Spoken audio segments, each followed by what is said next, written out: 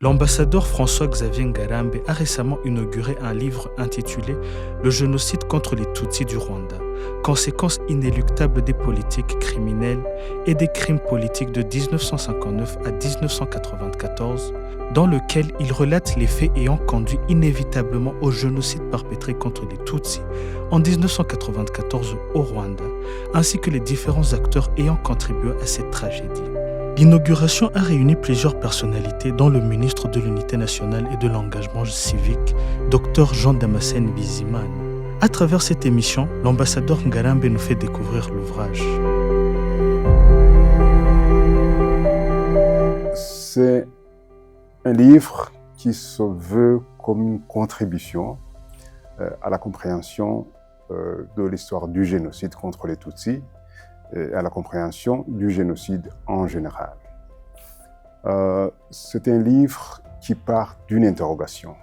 Beaucoup de recherches ont profondément analysé les motivations des exécutants de base, les motivations des intervenants intermédiaires, mais il y a très peu de recherches sur les motivations cachées, parce qu'elles sont très cachées, sur les intentions réelles supposées des planificateurs du génocide. Ils n'ont pas laissé de documents, ils n'ont pas fait de déclaration pourquoi ils ont planifié cette horreur, et il appartient aux chercheurs d'essayer de trouver la motivation la plus plausible possible, parce que les explications qui sont données jusqu'à ce jour, qui se limitent à présenter l'intention génocidaire comme partie de la peur des tenants du régime de perdre le pouvoir, est certes assez claire, mais elle n'est pas satisfaisante.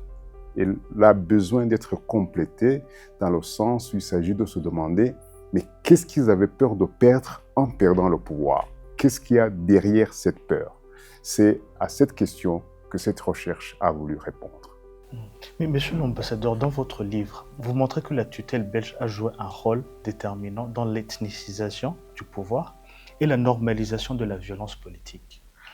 Pourquoi ce volet reste-t-il encore si sensible en Belgique aujourd'hui? J'aimerais le comprendre aussi.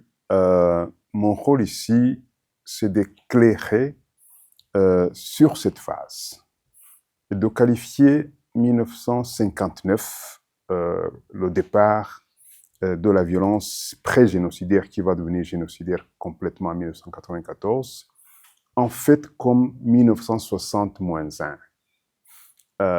L'autorité tutélaire savait que l'ère des indépendances allait commencer en 1960. Et ils ont tout fait, c'est dans leurs écrits, pour s'assurer des bases sûres. Ça veut dire pour pouvoir garder leur domination sur le Rwanda post-indépendance.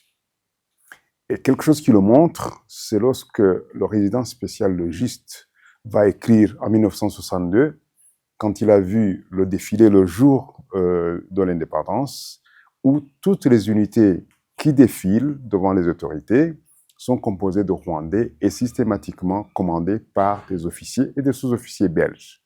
Et il a dit, voici une décolonisation réussie. Ça veut dire un pays prétendument indépendant et où chaque pan de la vie sociale, économique, politique, administrative serait dirigé par un responsable belge.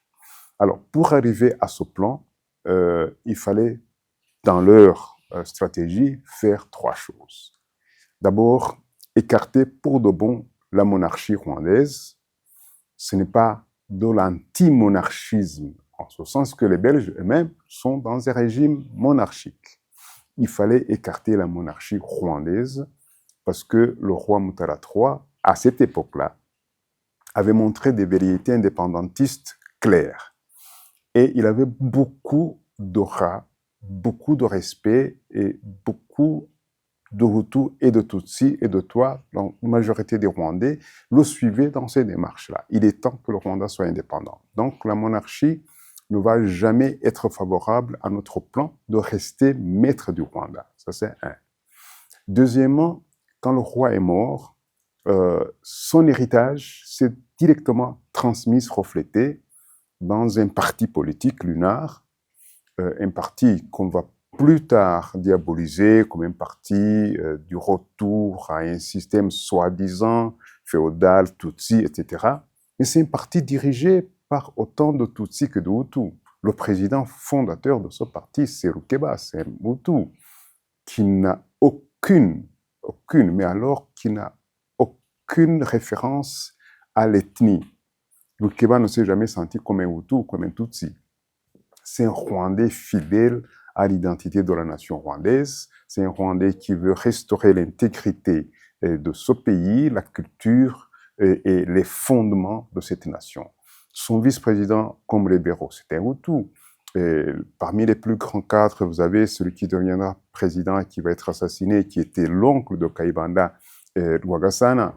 Donc, c'est un parti supra-ethnique, complètement intégrationniste, qui parle de la nation rwandaise, de la fin de la tutelle et de l'orientation vers l'indépendance. Ils ont dit, ce parti, on doit l'éliminer. Donc, c'est le deuxième axe de la stratégie. Et le troisième axe, évidemment, si on élimine l'UNAR, il faut un parti partenaire. Et le parti partenaire, c'est celui qu'ils ont créé. Ce n'est pas un parti qui s'est créé, le Parti Hutu n'a pas été créé par Kayibanda et ses collègues. Kayibanda a été, disons, entraîné, éduqué, formé pour créer le parti Parti Hutu, à tel point que même le manifeste qui va en être le fondement, il a été écrit, inspiré par deux pères blancs qui étaient au service de la tutelle, c'est le père de Gemep et le chanoine d'Ernaut. Donc la tutelle belge, depuis ce jour-là, va bâtir une stratégie avec quelque chose d'additionnel, de très étrange. C'est quand le logiste dit, au-delà de tout ça, au-delà de toutes ces causes objectives pour l'intérêt de mon pays, il ajoute une touche personnelle. Il dit qu'il avait vraiment envie, comme il dit, de casser la morgue de ces aristos arrogants, etc., etc. Parce que le logiste, c'est quelqu'un qui se dit très inspiré par l'apartheid. C'est quelqu'un qui ne peut pas faire de la politique sans racisme.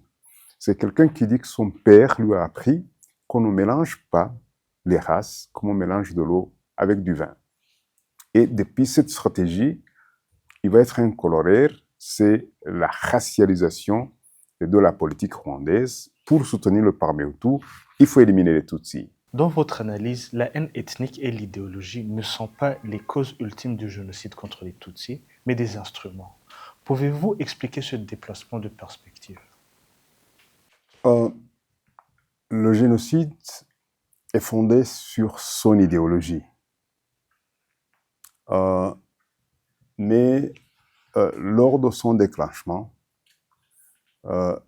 les planificateurs, sur base d'une idéologie qu'ils ont insufflée pendant des années, ils ont mis en place un mécanisme qui permettait d'activer plusieurs sources de motivation par les exécutants qui voulaient entraîner dans le crime.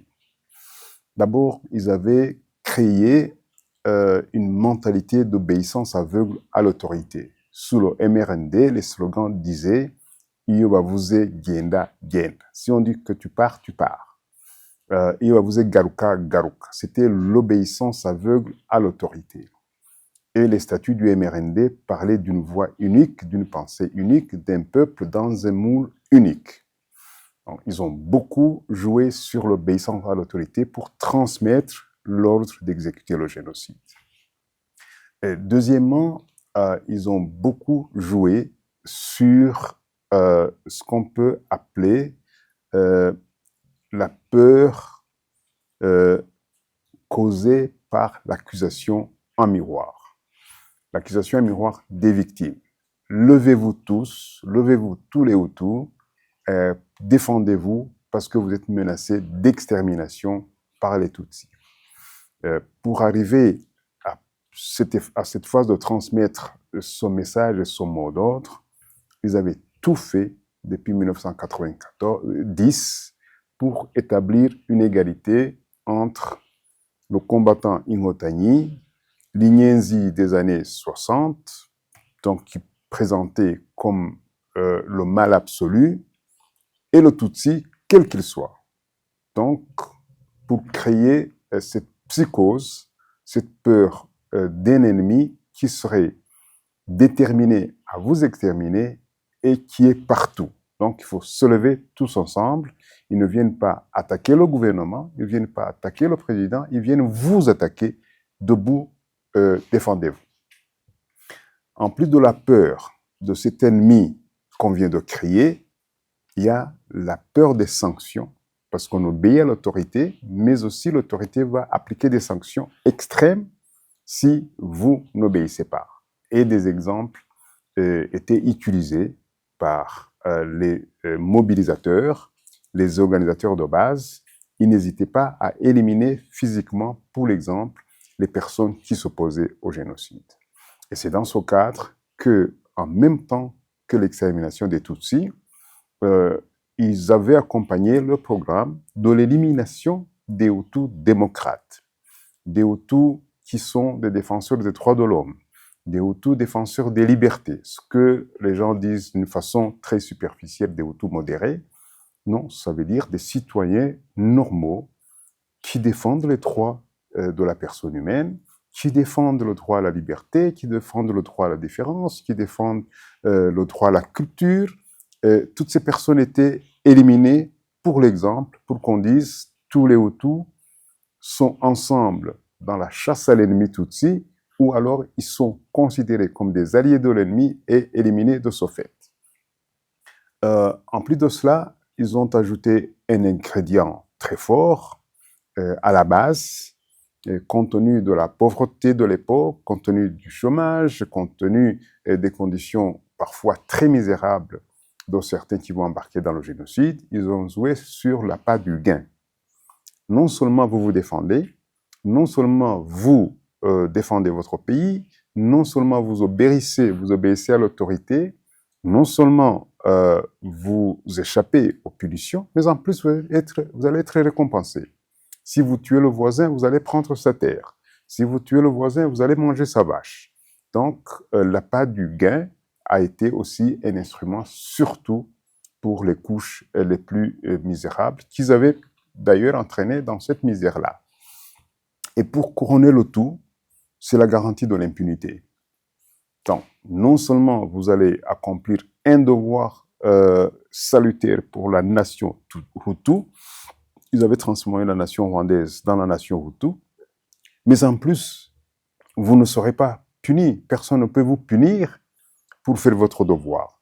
Donc, cette masse, cet ensemble de motivations était comme une sorte de cocktail explosif qui allait servir les intérêts des planificateurs. Donc, ça veut dire qu'ils ont manipulé toutes les personnes auxquelles ils avaient inculqué l'idéologie et qu'ils alimentaient avec ces sources de motivation pour qu'ils servaient leur intérêt suprême, leur désir de faire le génocide populaire à tout prix et de faire en sorte qu'il soit principalement suivi par les populations Hutus du sud du pays.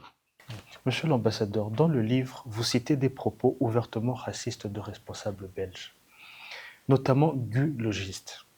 Quelle a été, selon vous, l'influence réelle de cette vision raciale sur la structuration de l'État rwandais post-1959 ? Kayibanda, avec l'appui des autorités tutélaires belges, essentiellement avec Logiste, Aroua, le vice-gouverneur général, et Monseigneur Perrodin, a fait une déclaration qui ne laisse aucune ambiguïté. Le petit Mututsi est arrivé avec le grand. Ça veut dire, ne faites pas de quartier, pas de pitié, tous les Tutsis sont les mêmes. Ce sont des envahisseurs, qu'ils soient petits ou grands, qu'ils soient pauvres ou riches, un Tutsi est un envahisseur qu'on doit éliminer. Il poursuit, le pays appartient aux Hutus. Le pays appartient aux Hutus, pourquoi? Comme dit Kayibanda, parce que c'est le pays qui a défriché ce pays qui était une forêt. Et nous, les leaders de la masse Hutu qu'il dit, nous sommes là pour éclairer la masse. Nous sommes là pour restituer aux Hutus leur pays que les Tutsis ont volé. Et les Belges ont applaudi à cette approche. Ils ont tous, à un moment donné ou à un autre, interrogé sur comment avez-vous accompagné Kayibanda et tous ces autres dans ces démarches racistes, raciales, exterminatrices.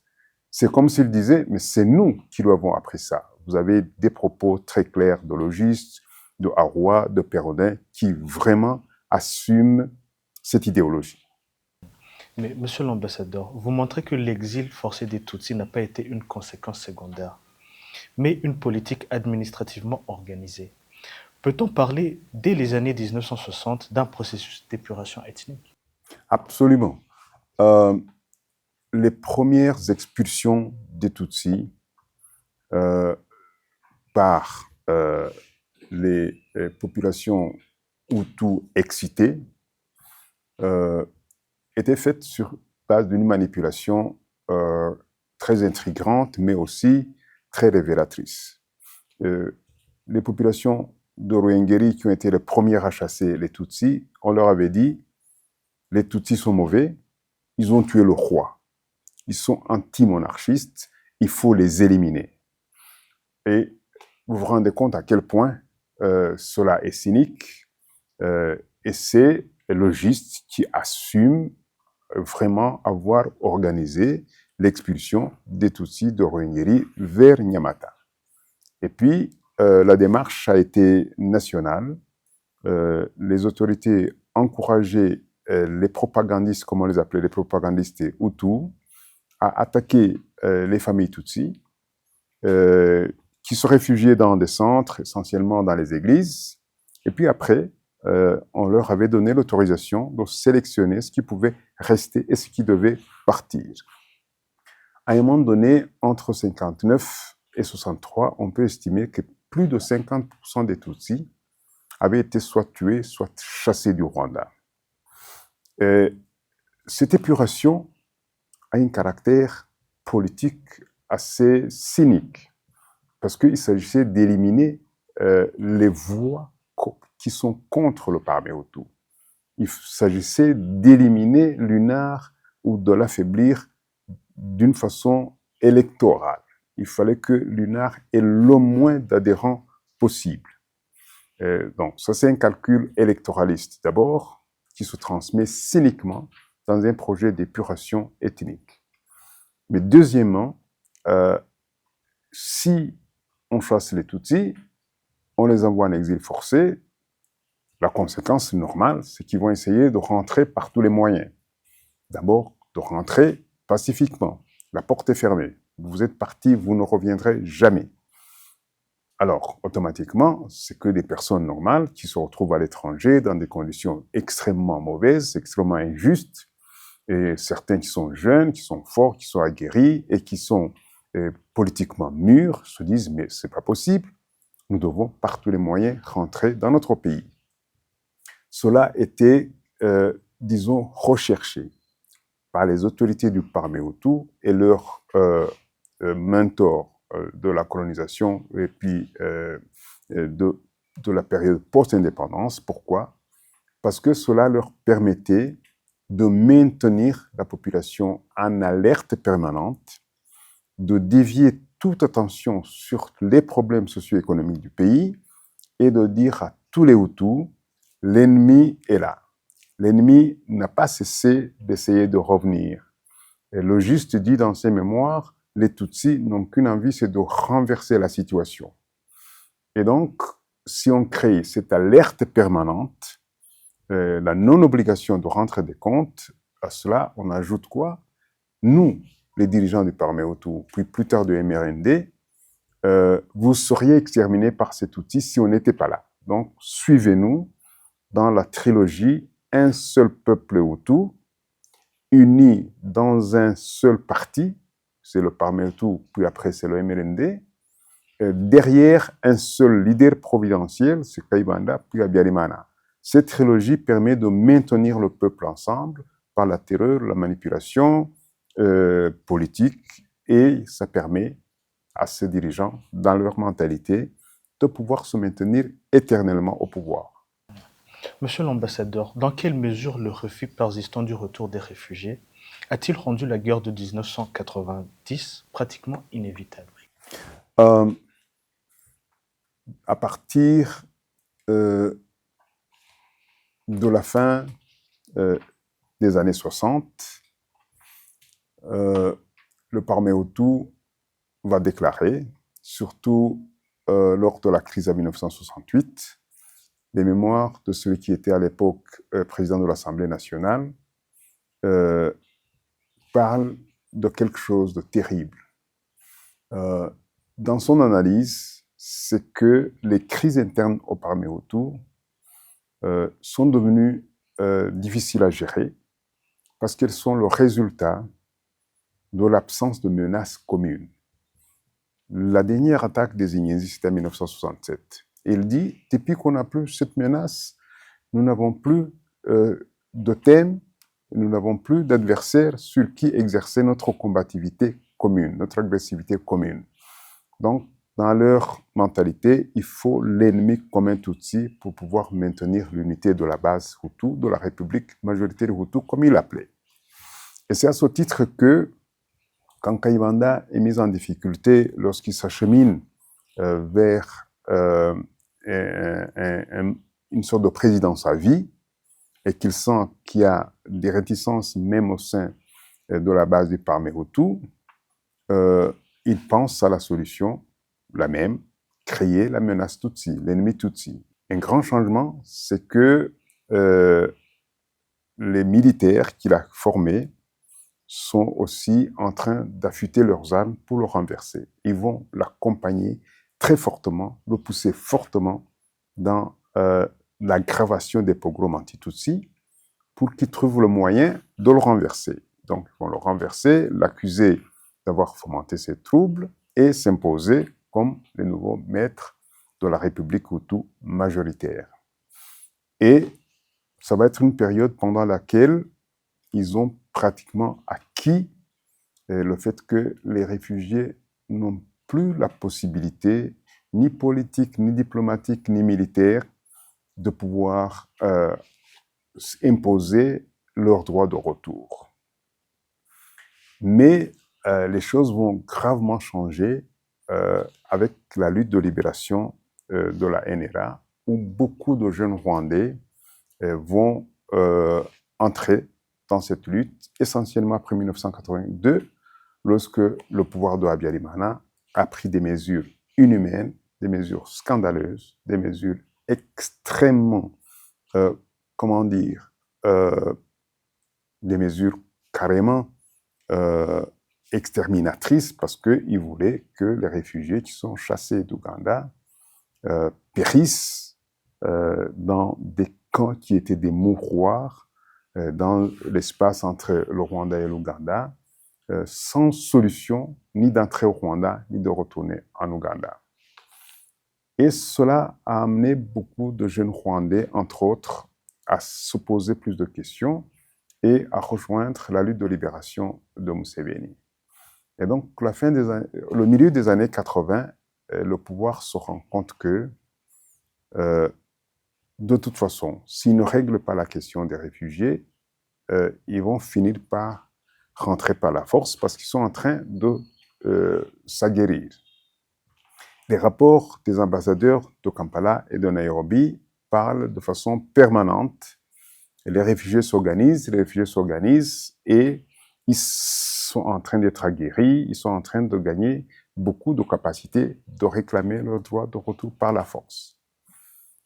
Et cette période correspond au moment où le pouvoir sent beaucoup de difficultés à écarter l'épée de Damoclès de la justice pour les crimes de 1973. Ils avaient essayé de faire porter la responsabilité de ces crimes à leur exécutant de basse besogne principal, les Indés. Et ils ont senti que personne ne croyait à cette fable de l'Izindé qui aurait exterminé toute la classe politique à l'insu du président Habyarimana. Donc, c'est le moment qu'ils choisissent de se dire on va faire de la menace de retour par la force une opportunité. ils ont bloqué complètement, de façon radicale à partir de 1986, justement au moment où ils sentaient la force naître du côté des réfugiés, ils ont bloqué encore plus radicalement le droit de retour pour pouvoir provoquer les réfugiés en les acculant dans la seule solution, l'unique solution de périr, rester où ils sont ou rentrer par la force. Et ils attendaient qu'ils prennent le pas, qu'ils décident de rentrer par la force. Pourquoi? Pour pouvoir mobiliser pour un génocide populaire, pour pouvoir, grâce au génocide, faire passer leurs crimes post-coup d'État, de faire de linge sale à la vie en famille. Monsieur l'ambassadeur, vous expliquez que les crimes politiques de 1973 n'ont jamais été jugés. En quoi cette absence de justice a-t-elle structuré le comportement du régime jusqu'en 1994? Éviter la justice, c'était une hantise permanente. Parce que Habyarimana et les putschistes et les caciques de son régime se voulaient comme les héritiers. Ils le chantaient, ils le disaient. Ils étaient les héritiers du Parmehutu. Ils étaient les nouveaux leaders, la nouvelle génération de la République du peuple hutu majoritaire. Et donc, il fallait trouver absolument une solution pour le crime de 1973. En fait, ils ont enfermé, mis en prison la classe politique, les amis, les proches du régime en 1973, mais ils ont commencé à les tuer, apparemment, à partir de fin 1974 en 1975. Parce que en novembre 1974, ils étaient encore vivants. Je les ai vus personnellement quand ils étaient jugés à Ruhengeri. Donc, il fallait trouver une solution pour éviter la justice. Et Lizinde s'est rebellé contre le régime. La crise Kanyarengwe, Lizinde en 1980, a d'abord montré au régime que l'unité du peuple hutu sous le nouveau leader n'était pas éternelle, qu'il y avait des possibilités, qu'il y ait des prétentions et qu'il y ait des possibilités de perdre le pouvoir. Ça les a beaucoup inquiétés. Ils ont jugé Lizinde. Kanyarengwe s'est enfui, ils ont jugé Lizinde pour le coup d'État, pour un coup d'État qu'il aurait fomenté. Puis après, 4 ans plus tard, ils l'ont jugé en 81, 4 ans plus tard, ils se sont dit, comme Lizinde est détesté de tout le monde, c'était un homme cynique, ambitieux, arrogant, raciste, régionaliste, corrompu.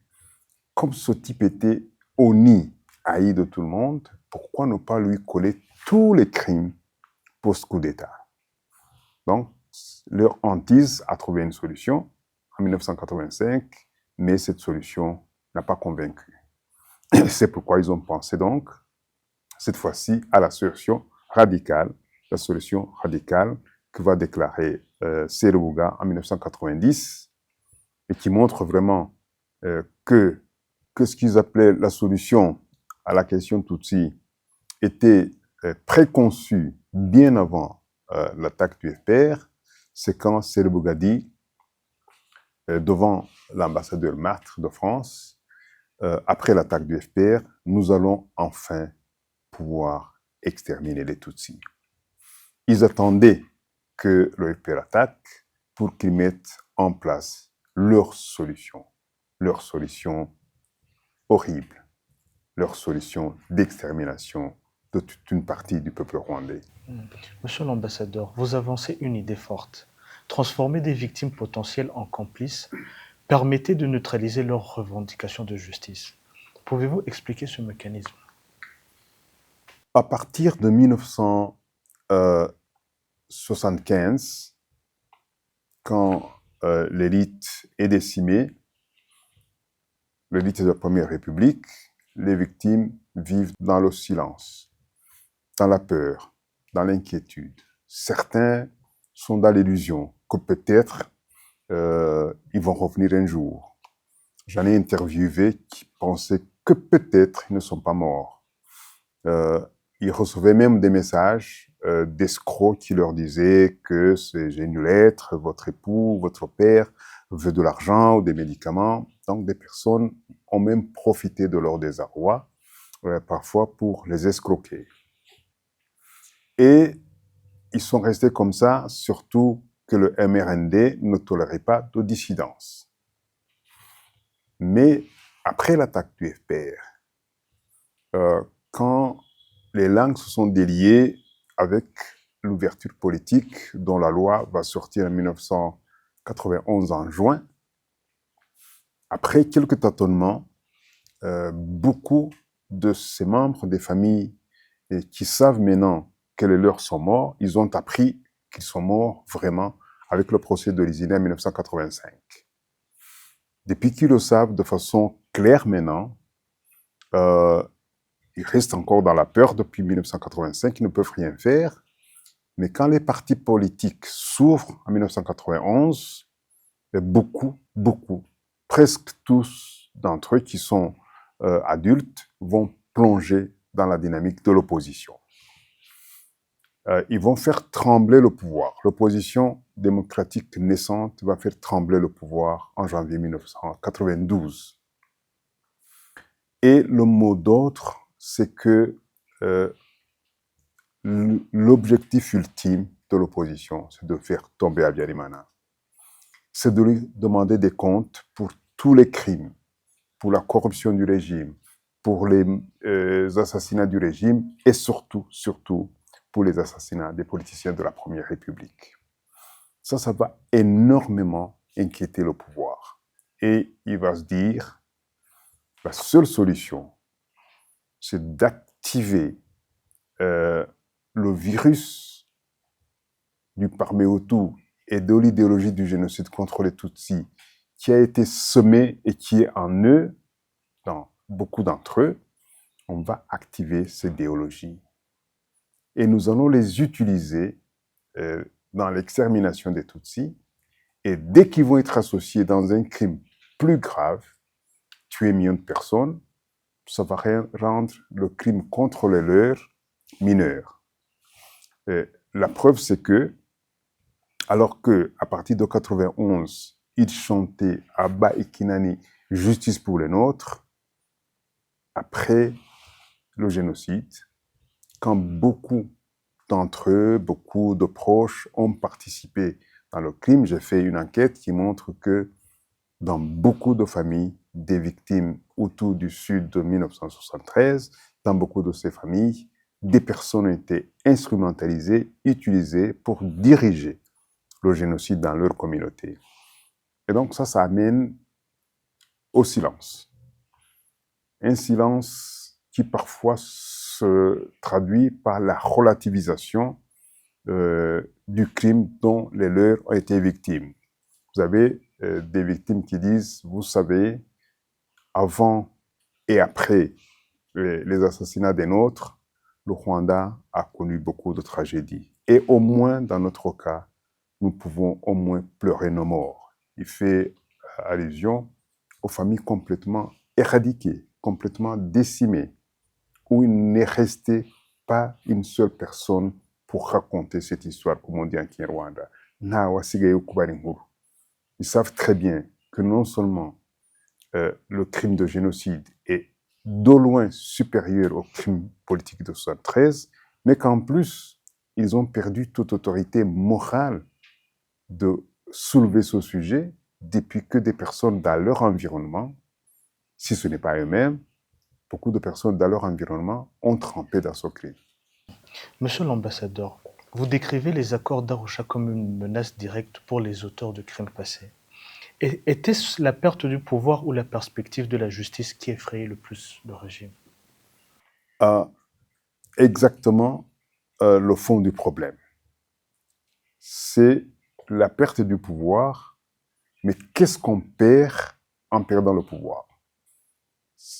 Les accords d'Arusha annonçaient, entre autres, dans le nouveau système de répartition du pouvoir, que le MRND allait perdre le portefeuille de la justice et que le MRND allait perdre le portefeuille de l'administration locale. Ça veut dire que les membres du MRND ne pourraient plus étouffer la justice comme il avait fait jusque-là. Un grand chercheur, Nick Cheeseman, a montré que beaucoup de dictateurs africains qui s'accrochent au pouvoir, ce n'est pas par peur de perdre les avantages liés au pouvoir, c'est par la crainte de la justice s'ils perdent le pouvoir. Et il montre qu'effectivement, plus de 40% de ceux qui avaient quitté le pouvoir quand il publie son enquête avaient été poursuivis après leur sortie du pouvoir. Et James Kassana, qui fut ministre de la Défense de Habyarimana, affirme, en connaisseur, parce qu'il s'est côtoyé beaucoup avec Habyarimana, il affirme de façon nette que lorsque Habyarimana bloque la mise en exécution des dispositions des accords d'Arusha, c'est par crainte du contentieux et de la justice pour les crimes post-coup d'État. Monsieur l'ambassadeur, vous montrez que le génocide a d'abord peiné à s'imposer dans le sud du pays. Que révèle cette résistance sur le mythe d'un génocide spontané et uniformément accepté? Le mot d'ordre du génocide, c'était venger le père de la nation, qui aurait été tué par les Ignezi et par tous les Tutsis en général. Ce mot d'ordre a reçu des réponses mitigées dans le sud du pays, où précisément Habyarimana était l'ennemi suprême. C'était la personne à abattre. C'était l'assassin des miens pour certaines des personnes au sud.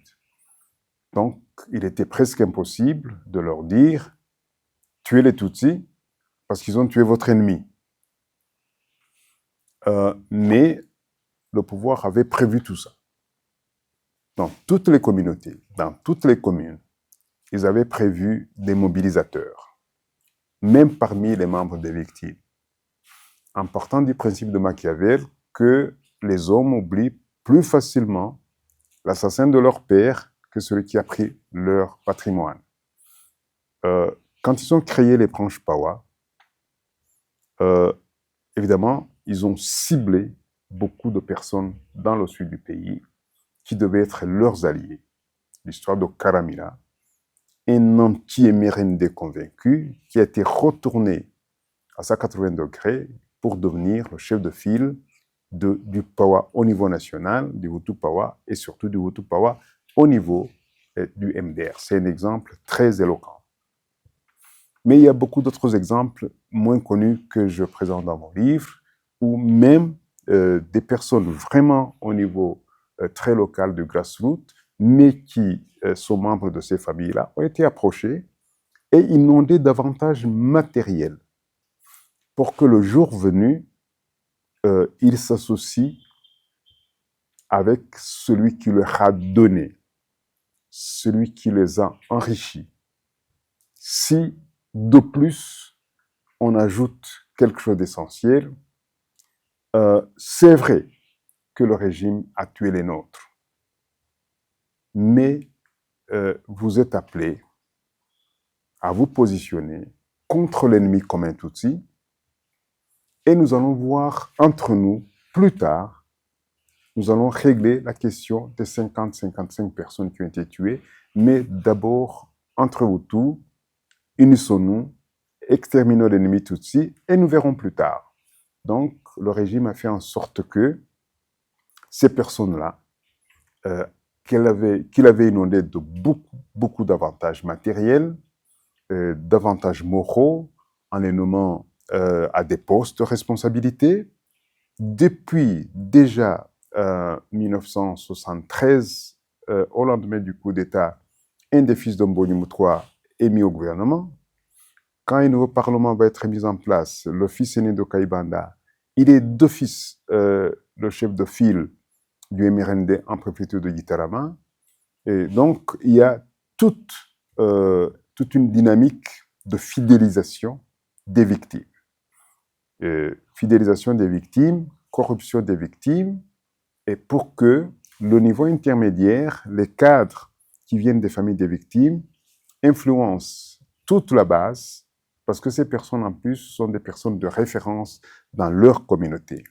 Et une des motivations que peut-être nous n'avons pas évoquées suffisamment dans les propos antérieurs, c'est que le génocide a aussi utilisé la motivation par la conformité aux personnes de référence.